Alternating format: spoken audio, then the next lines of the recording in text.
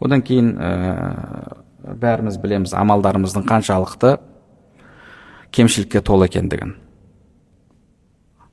Амалдарымыз қаншалықты кемшілікке толы екендігін бәріміз жақсы білеміз. Намазымыз кемшілікке толы. Намаз оқып тұрамыз, тек қана тәнімізбен оқимыз, жанымыз басқа жақта, ойымыз басқа жақта. Оразамыз да тура сондай. Басқа құлшылықтарымызда кемшілікке толы. Сол үшін егер біреу шынымен де амалымен жәннатқа кіремін десе, оның жағдайы қиын болады.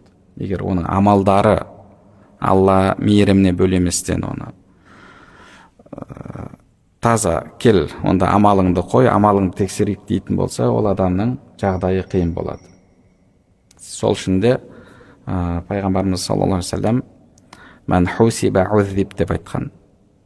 Яғни кімде кім шынайы түрде есеп хисап беретін болса, егер одан есеп хисап шынайы түрде алынатын болса, ол міндетті түрде азапталады деген. Неге? Өйткені сіз бен біздің амалдарымыз кемшілікке толы.